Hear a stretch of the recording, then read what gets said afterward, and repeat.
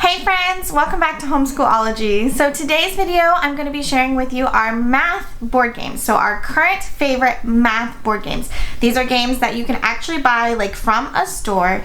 And yeah, these are all fall under that math umbrella.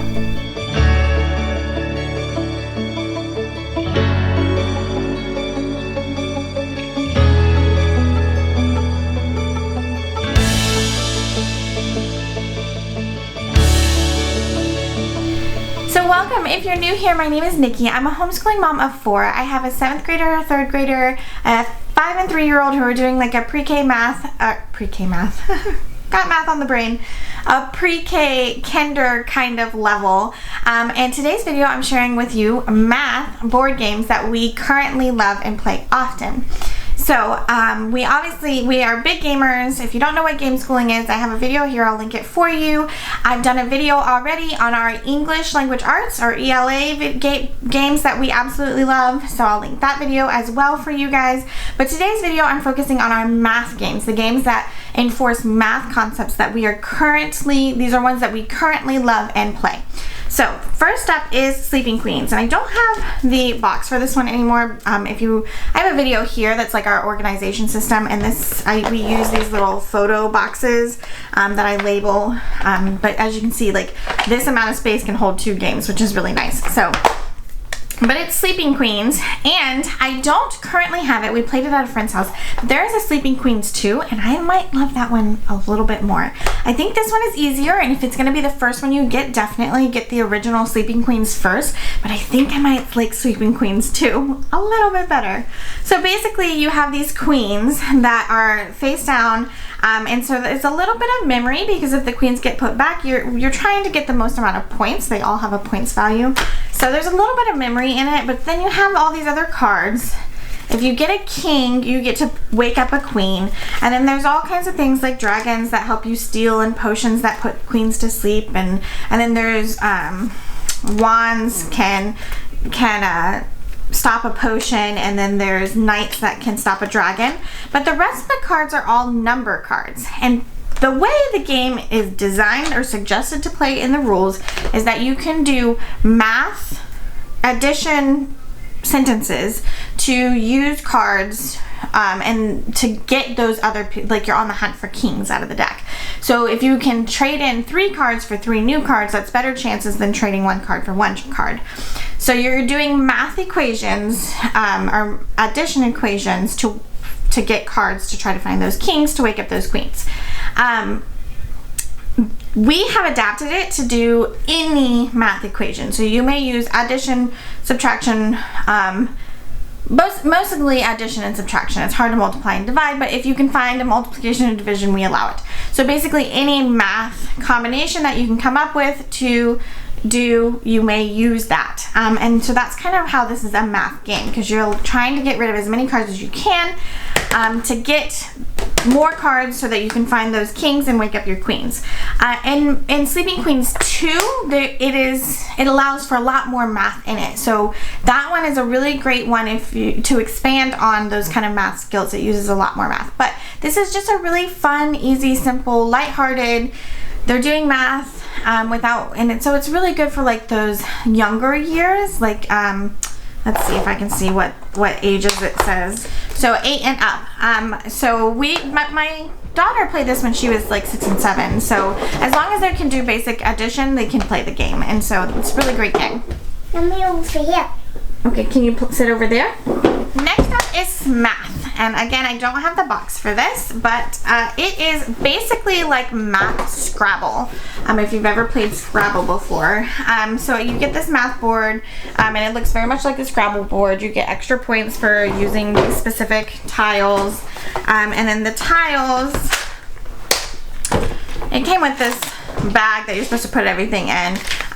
But there are just number tiles, and then there are even and then math. This is a multiply, equals, and you're writing math sentences. There are these tiles that are like parentheses that you can lay over top of the other tiles to work on. Sorry, I know this camera doesn't like to focus There you go.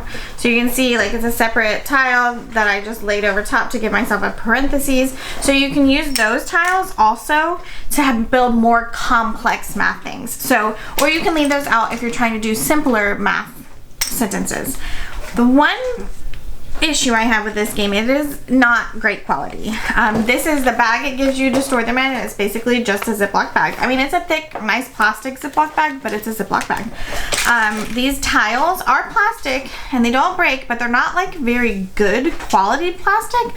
So the edges are kind of a little bit sharp, which isn't, again, not that big of a deal, but our board is already starting to show like it's already torn and messed up, like it's already taped together, and we haven't had this, we've had it I guess a while, but that it tore like the third or fourth time we played it. So that is my one negative about this game, is it's not necessarily the best quality, but it is a fantastic game. It is like an excellent math game, and it's, you can play it, make it easy or hard, so it grows with your children.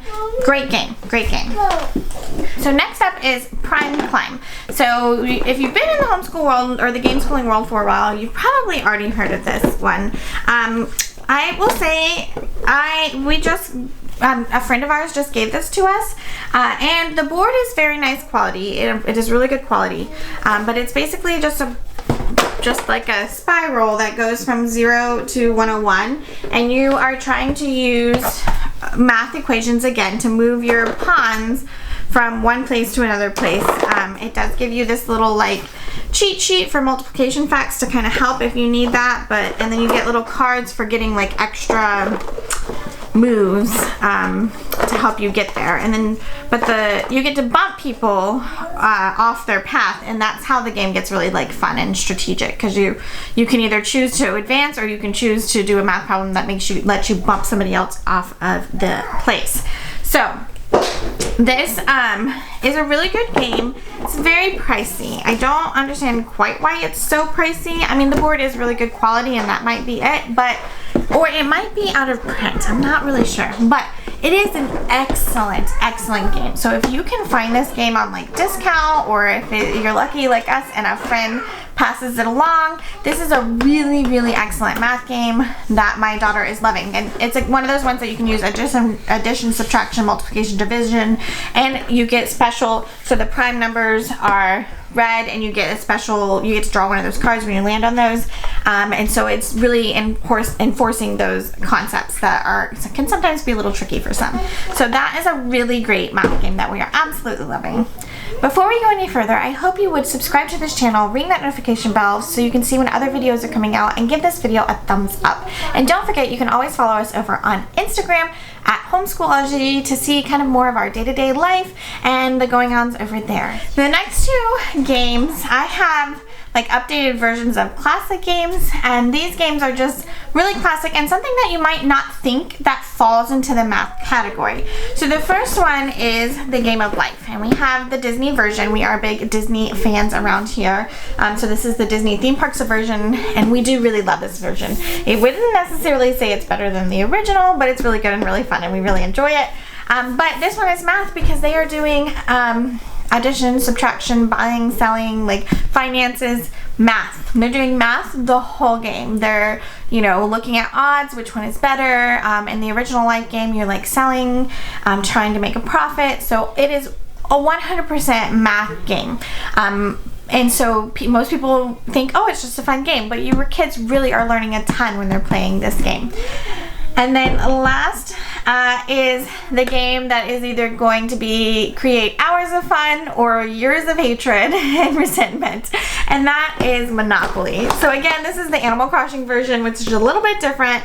Still really great. Don't know if it's better than the original, but we really do enjoy this version. And it is either going to be hours and hours of fun, or you are going to, we've been playing it as a family for years, and we have lots of stories of people cheating and hiding money, and and it just is really fun and funny, and gives you years of treasured memories that are board flippers. It's a tough game.